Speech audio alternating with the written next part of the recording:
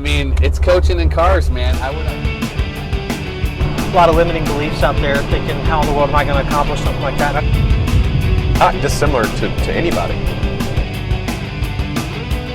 The greatest risk we were afraid of that did not come to fruition is... I started a new business tomorrow. The first thing I would do is hire a coach. Alrighty, so Bradley Rooks is with us today. It's me. Knotted Threads. Yes, sir. Owner, founder, operator, CEO, all the hats. All of it, yeah. He's the guy. Yeah, that's it. So why don't you tell us what is Knotted Threads and why did you start Knotted Threads? Well, Knotted Threads is basically your collaborative, supportive space to what we say, build the swag of your dreams. What that means is to make it simple, we make custom swag. We make custom apparel, hoodies, hats, t-shirts, pants, some bags. We like to say if you can wear it, then we'll print on it. And we usually have great success with most things that we do. Where it came about was actually kind of a desire that I had 17 years ago in a recession. So 2008, I was working in the logistics industry. I'd just come off of a truck, started to kind of get my hand in management a little bit. And 2008 housing market hit. Yep. Nobody's buying furniture, and I'm kind of the low guy on the totem pole. And so they're like, "Hey man, we really like you. We just can't afford you." And so they're like, "Hey, we're going to give you a 2-week notice," which is like, it's pretty unheard of, right? Yeah. Hey, we're going to fire you in 2 weeks. Hold on. And I mean, it was great. It was great that they did that. And then there was a 6-month period to where I was trying to find kind of my next thing. You know, I'd been with them kind of building some things and working my way up through some sort of corporate ladder. And like now I'm starting over. Everywhere that I've worked, I've kind of always started from like the ground. Mm-hmm. And I prefer it that way. You get to learn the ins and outs of business. But when I was kind of going through that, I'm like trying to really figure out, what do I want to do? Like what am I passionate about? And I started like kind of researching some graphic design stuff, and I was like, man, it'd be really cool to like make t-shirts and have my own like t-shirt brand. Yeah. And I was like, what would that even be? And at the time I was going to name it Freedom Wear Inc. Okay. And it was going to be kind of a Christian, it was a very similar to the Affliction type shirts back in the day that were really popular. Oh, yeah. But it was like going to be secular look, but Christian meaning. Okay. And kind of infiltrate from the back door kind of thing. But within 6 months, the company called me back and they're like, hey, we actually rebounded. We'd love to have you back. We made a mistake. Yeah, basically. Is what backslid. It was. And I came back and it looked a little bit different. There were a few people that weren't there anymore. And I was like, my only stipulation was that on paper, it was as if I never left. Yeah. I didn't want to lose the 3 years that I've already been with them and, just tenure in that. So, which oddly enough brings me to the next stage in life, same company, right? We start Knotted Threads in 2022, and it came out of a place of my brother. Oddly enough, I have an identical twin brother. I didn't know that, actually. Well, and I don't really go around, saying, but I've got an identical twin brother. He started a screen printing company with a few of his friends, and like secretly kind of jealous the whole time, because I'm like, man, like this is kind of something that I wanted to do, right? But like loved that he did that, and he gained a lot of experience, and I kind of lived vicariously through him on that side of things, but had a corporate job. I'm doing okay, right? Yeah. Don't really need that. And then he found this newer process that this making its way over. Usually back in 2021 is when we started talking about it, and it's called DTF, and it's basically a way to print, but in full digital color. In a much smaller form factor. Okay. And I was like, okay, this is new technology. I'm a big technology guy. Yeah. I love printing. Yeah. I'm really not into screen printing because of the size. And I was like, okay, what is this? And I really kind of dove in and started learning, like, what is this new technology?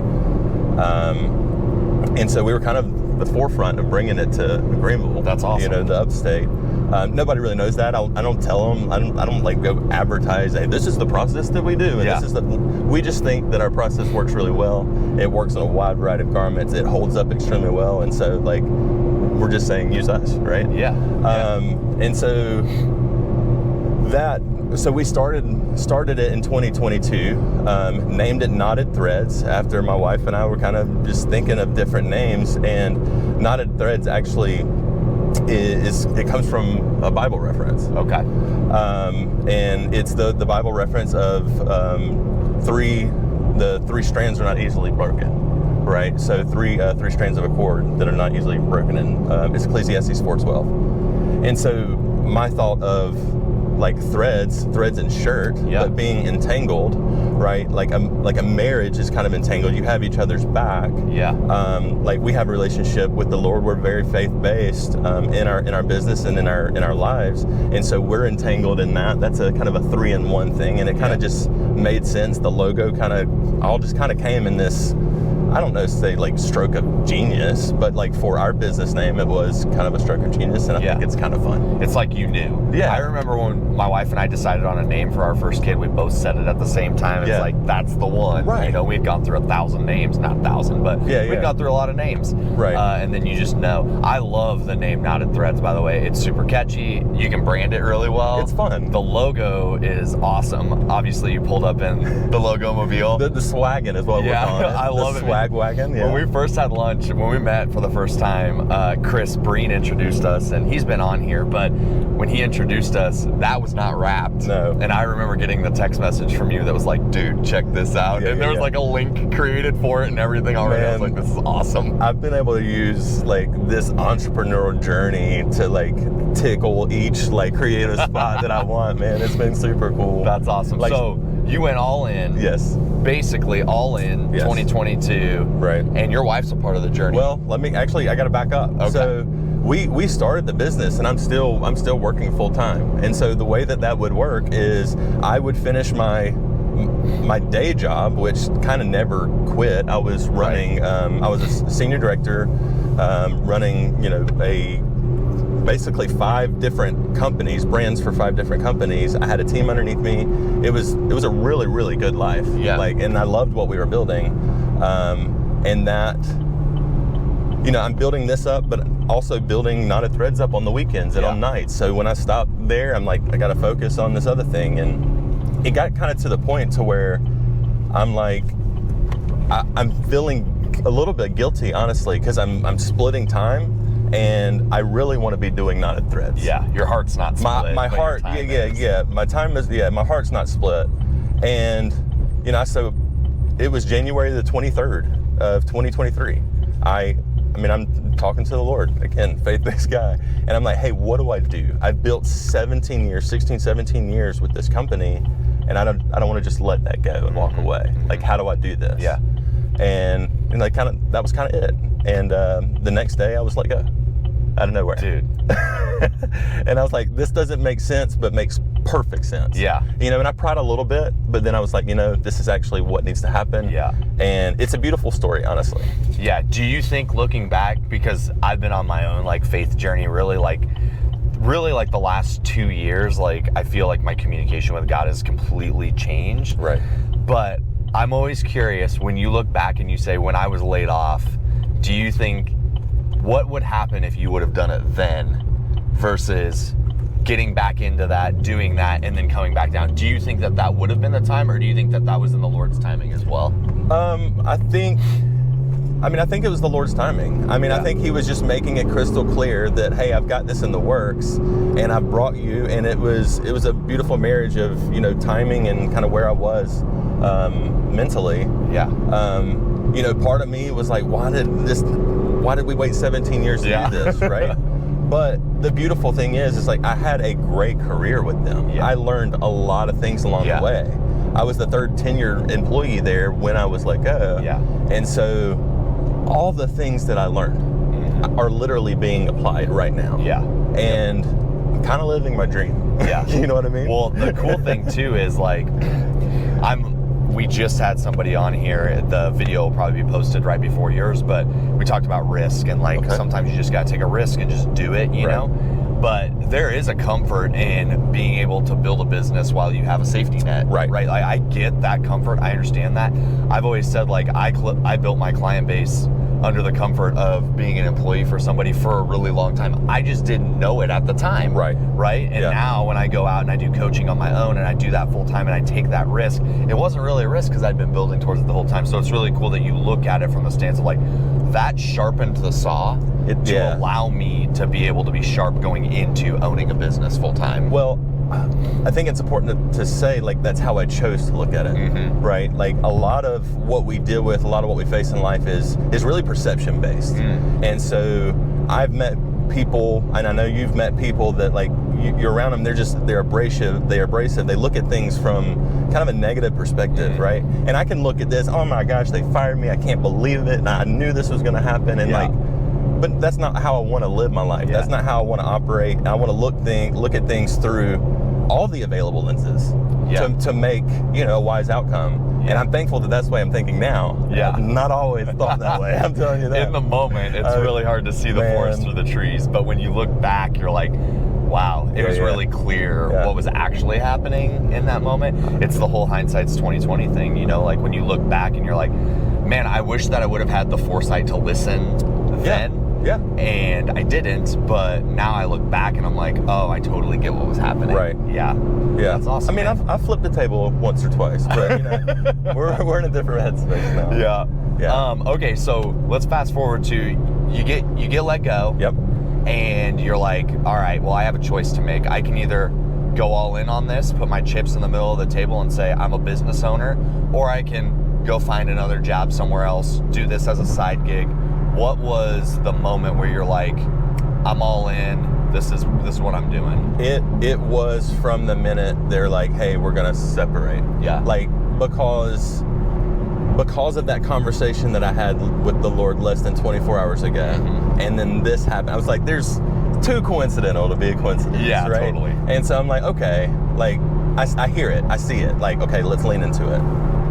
Yeah, that's awesome. Yeah, man. So then your wife gets involved in the business, which I know is a whole dynamic, family working for family, but I think it's super cool that your wife was like, yeah, I'm in too. Well, so here's the thing with that is, so we started it together, right? Our skill sets were completely different. She's in a dental field, and 7 months into us being in the business, so I'm not even gone yet. Okay. And I'm saying, hey, like, it's costing us more for you to work for somebody else at this point than you to be home helping to, get some stuff out the door. Totally. I was like, here's what this could look like per hour, this for Knotted Threads or this. And she was like, I don't like it, but I'm gonna like lean into it a little bit. And if you asked her today, she'd be like, I don't know why I didn't jump on this sooner.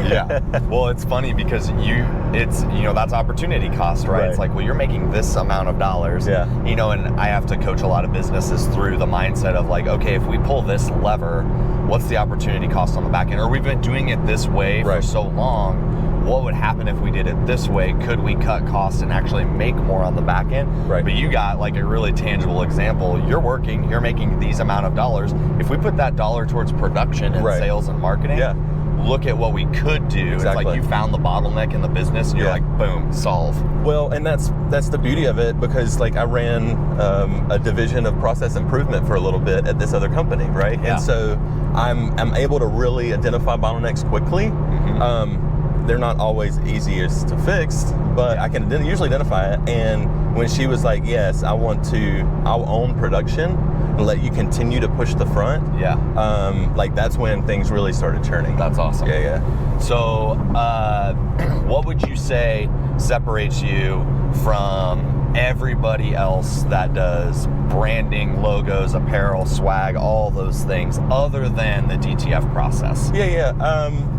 So we're big, like, brand heavy element type people. So I care more about your story than I care about your artwork right away.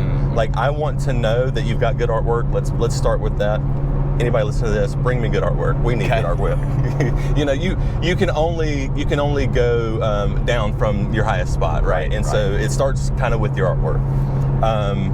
But from there, like, if you're not telling me about your brand, I'm normally asking for your brand guidelines. I'm normally trying to get a little bit deeper dive into your looks and aesthetic.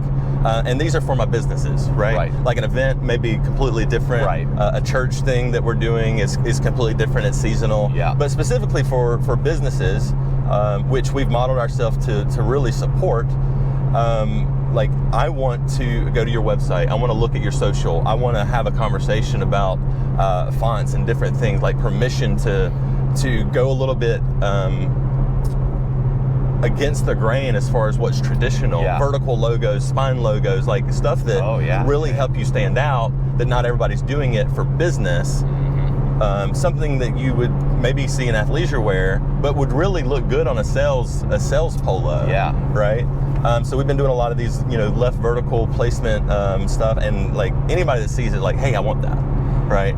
So It's really funny because in college, I'm trying to think back. This would have been like 08. yeah. We lived in mods, but we had a shirt that had both ribs where the writing was. We were so different than everybody. I still wear that shirt today because it's so unique. It's got my name on the back too, but it's so unique to me, and it's just funny that you said that because it made me click, and I'm like, oh yeah, I actually really like when people logo that way. Right. And so here's the thing. You remember that. Yeah. How long ago was that? 2008. That was 15 years ago. So you remember that from 15, 16 years ago, and that's branding. Yeah. Right? Like that is just a uniquely placed something. It could have been anything. You would have remembered it. Yeah. Right? It didn't even matter what it was. Yeah. But I'm sure you remember the name too. I actually probably couldn't even tell you what it says on the side. I just remember the placement of it was so unique. I was like, that's awesome. I love it. But here's the cool thing. Had you had that branded from somebody and that been your custom t-shirt that you gave away that felt nice, that looked nice, 16 years later, somebody's still wearing your stuff. Yeah. That's what I'm trying to convey out to people. Yeah. Like branding is more than just a logo. Branding is more than just a couple colors. Branding is how like you present yourself. And if you look good, you feel good. Right? And we know what looks good and feels good and usually works in your space. And so that's what we provide. Yeah. And so many branding companies that are out there, or swag companies or whatever, it's really the industry has switched to like the one and done. You can go on the internet and order 50 hats, however you want, embroidered, whatever you want on it, and you can be a one and done. And like I tell my wife this all the time. I'll tell you the story of how it came about. But ultimately, like, people are focusing on the experience that they get with a company now. Right. Because, back in the day, there's a cake analogy, and I can't remember where this came from. There's a book. This is not Ren's knowledge. This is me regurgitating a theory, but I do love it.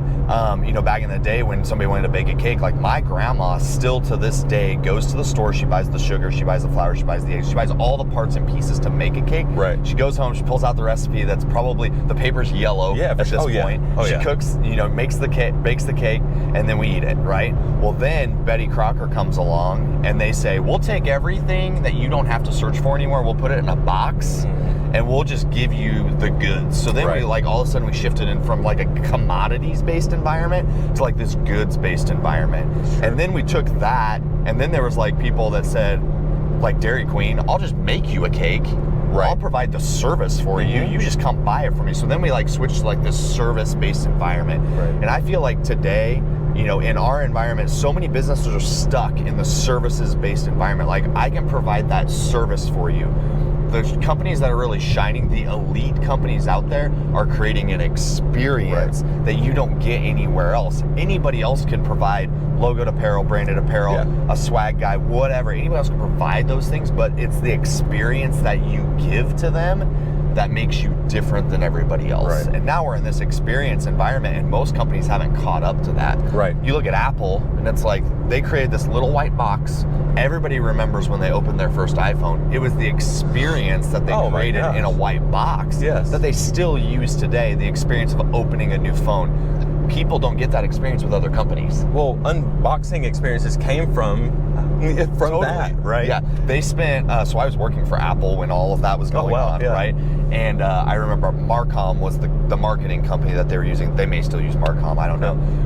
but they had researched, this is crazy, they researched the amount of time if you held the top to how it would drop off. They researched that number, and they aligned it with the amount of time it takes for you to anticipate something.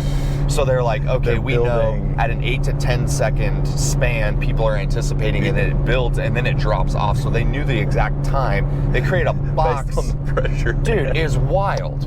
And when I heard that story, I was like, that person got paid way too much to think about something that doesn't really matter. And now I look back and I'm like, I totally pay attention to that now. Yeah. You know, like, it's crazy. Because you're like, I know, dude. The experience of it is just crazy. So it's like so many. I love that you're focusing on the experience you get from the beginning of working with you to the end, and then the long-term relationship of what that looks like.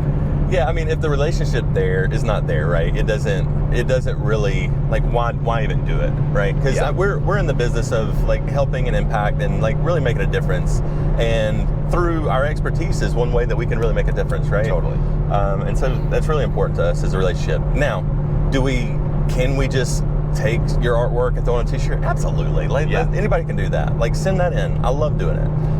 But like, we want to get you like looking and feeling your best. Like, we don't start at the bottom of the barrel t-shirts to try to get the highest markup. We start with good quality stuff, and usually that comes with a higher price tag, and most of the time that's why I don't hear from people. I know. I mean, it's not the price tag would actually be comparable to anybody's probably Gildan, and their starting rate. So our price tag is incredible for what we offer, but you know, I'm not just trying to make a markup. It's more than markup for me. When you gave me my shirt, I remember putting it on, and I remember when you gave it to me, I'll be honest with you, I didn't tell you this. When you gave it to me, I'm like, that's not gonna fit, it's a large, right? Yeah. But when I put it on, it fits me. Yeah. I'm a weird body type. It fits me in the right spots. Dude, I wear my shirt all the time. Hugs the hips, right? Yeah. It's a good shirt. It feels good, and I'm not trying to give you a plug here, but like, I remember those feelings when you gave me that shirt. I was like, it's gonna be too big. It's fine, not a big deal. It fills out in the arms too. Yeah, it makes your arms feel like great, like you got arms. And the second thing I remember about it is it's got an arm patch. Yep. And I'm like a huge fan of arm patch. My wife is a military vet, so it's like every time that something has a flag or an arm patch on the side, it immediately sticks out to me. Awesome. And it's like, those are the things that you're doing that are different, and I love it. I think it's super cool. So what's the future of Knotted Threads look like for you and for your wife? So we're still entertaining the ideas of growth and scale. We're trying to do it in a healthy way. So right now, I mean, we're bringing a few folks on that work, a couple hours during the day to help us really just kind of get more of a backbone, so that when it's time to scale, when it's time to throttle up, everything's there, and then we just do more of it. One thing learning in the 17 years is, when you scale too quickly, things just really crumble.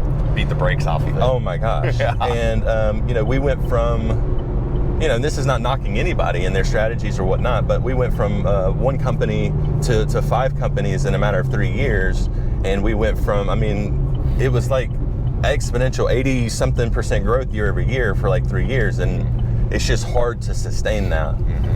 And it was continuing to go that way. And so, not that I want to say like I was learning what not to do, but I saw a glimpse of how not to do it. And I was like, okay, that just kind of gave me an eye-opening of like, okay, what is healthy growth? And so that's kind of what we're focusing on is some healthy growth. And then once we've got all the bones, once we've got the SOPs and all the structures and the policies in place, then to the moon.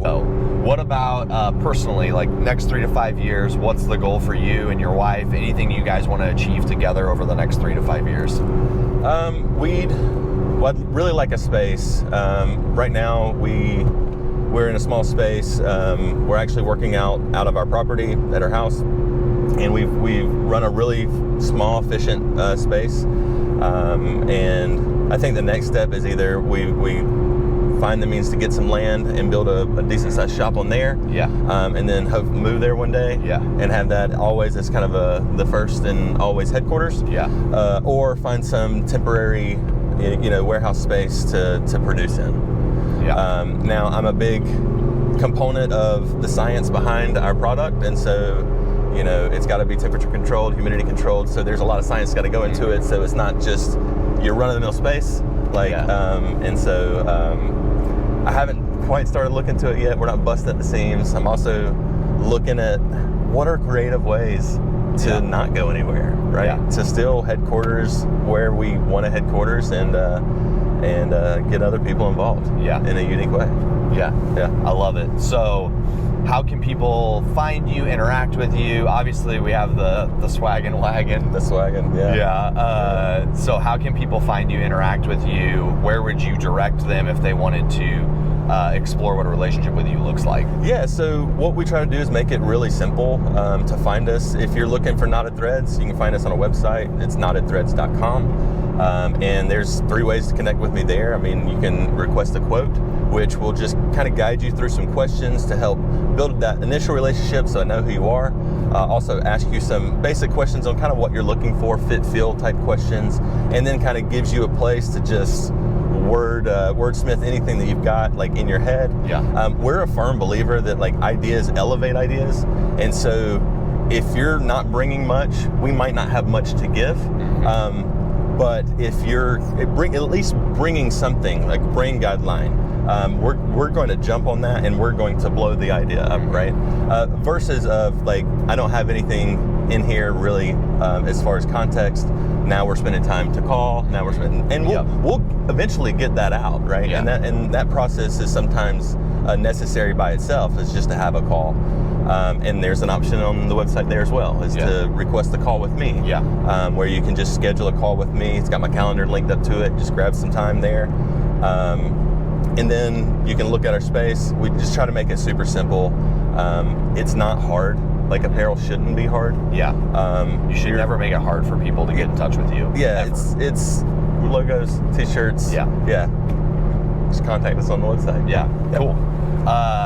So I wanted to hold out just a small amount of time. Yes, sir. So the Ruck Challenge. Oh man. Tell me about the Ruck Challenge. What is it? How was it?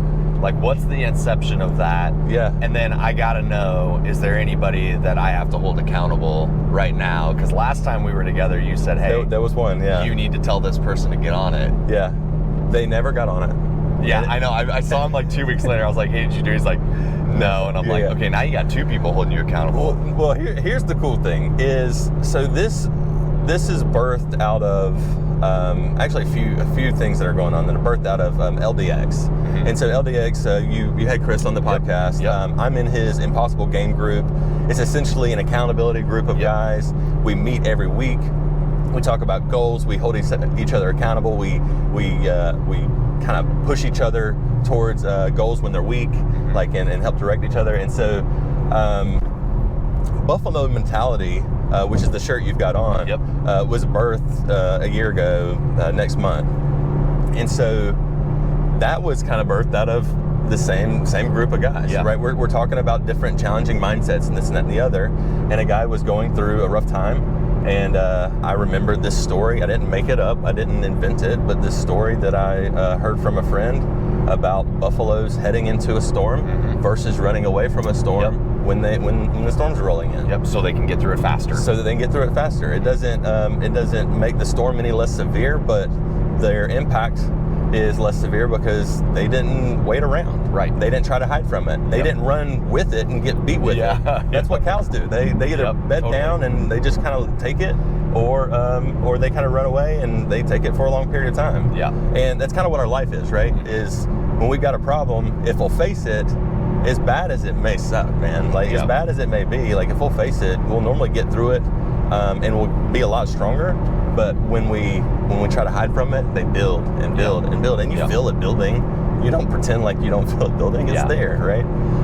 And so that's Buffalo Mentality. Ruck 90 is a part of Buffalo Mentality, and so Ruck 90 actually came from my Q4 body goal of last year, and which was I wanted to ruck. Initially started 60 miles in the 90 days. It wasn't my main goal, so I didn't want to make it too crazy. But I wanted to make it something that I wasn't going to be able to do on a weekend, that I wasn't going to be able to do like I could do it in a month, but it would be a challenge, right? But, and I was like 60 miles, that sounds pretty good. And then my buddy Scott, he had also had 60 miles on his, and I'm out on my ruck that morning looking at my goals, finalizing them before we have our call that day. And I was like, I'm changing mine to 100. I was like, screw you, Scott. Like, I'm changing mine to 100. And I didn't even know, show up to the call, we're both 100. He had changed his as well. He did it too. He did it too. Yeah. And I was like, crap. I was like, I gotta level this up again. Yeah. Because I do have a motto, you can't one up a one upper. Like totally. You're gonna do it, like I'm gonna level up. Like it's just how it is. Gotta do it. And so I was like, all right, I'm gonna try to make it like a challenge out of it, and I'm gonna try to just get like some people on Instagram that follow me or whatnot, and just offer to anybody. If anybody does it, great. If I get one person, that's one person holding me at least accountable. Yeah. And like what I found is like this first quarter, I had 28 people join. It blew up. It blew up. I mean, yeah, it blew up. Yeah. Now 2,800 people, that'd be crazy. You know? But like 28 people on a first go round is crazy. It's awesome. We did 3,300 miles together in 90 days. Yeah. The top guy was 519 miles. Now, he was doing like 12-mile rucks. I think he was running more than rucking. And he has a weighted vest. So, I mean, technically it qualifies. But yeah, that's kind of what started it all. So the reason I brought it up is because, well, number one, obviously you've asked me to do it. I told you my objections, but I need to. But number two, it's just interesting how when you take care of yourself, mind, body, spirit, it's so interesting what can happen if we challenge ourselves physically, we challenge ourselves mentally, and we challenge ourselves spiritually. If we do those things at a really high level, all of the guys, most of the guys that are in that group, I know are business owners, and their businesses are doing very well. I mean, I know Chris, their business is always growing, always changing. Like there's always these things going on. Right. And it's like, that's because he's challenging himself outside of his business. Right. And it's really unique. That's a unique thing about you compared to most people that I've interviewed on here, is like they're not creating challenges outside to continually push those things. Yeah. They might be pushing themselves, at certain things, but like they're not open about it, and they're not creating a community of people that are doing the same thing. So I thought it was cool. I wanted to hold out some time to talk about it because obviously it's unique. Yeah. But it's also feeding into your business at the end of the day. Yeah, I mean, it's definitely not bad marketing. It's not what I intended for it to be at all. And we are not even quantifying like any business that's coming from there yet. It's probably a good thing to do, honestly. But like the biggest thing for me is honestly, it was kind of a selfish thing for me to do. Yeah. Because I needed people to jump in so that I had this container of people looking at me. And who's not going to show up to something that they made? Yeah. Right. Totally. Who's not going to show up to the party that they created? Yeah, you got to. You got to show up. And the first quarter I learned a lot. Yeah. We've kind of added a couple rules to the second quarter just to keep things engaging, because the last thing that people need is a permission to fail. And so what I've implemented this quarter is that if you haven't rucked one day in a 7-day period, like you're out. Yeah. And this is not to be mean, this is not to bully, this is to be like, this is an active group. Yeah. And there's no way you're gonna hit 100 miles, which is the minimum in a 90-day period if you're rucking one day a week. Yeah, I don't want you to do 100 on the last day. And I don't want you to do, 10 on a weekend, it could be pretty bad on your body too if you're not used to it, right? Totally. So the main thing is to trick me to learn to be someone of consistency. Yeah. And when I do a little thing a lot, it'll be a lot in the end, right? Yep. And so right now my goal is to be 100% consistent. Yeah. I'm not on paper. I am on the street, but I did miss one day of entering it, and I was like, no. That's funny because, we teach that all the time. Like, consistency in business is key. Like, you got to consistently do the right things over and over and over again to grow it and to change it. And that's just the way that it is. Like, consistent action, consistent behavior creates a consistent result. Right. And at the end of the day, that's really what we're after if we want to be able to predict a business. So, awesome. This was great.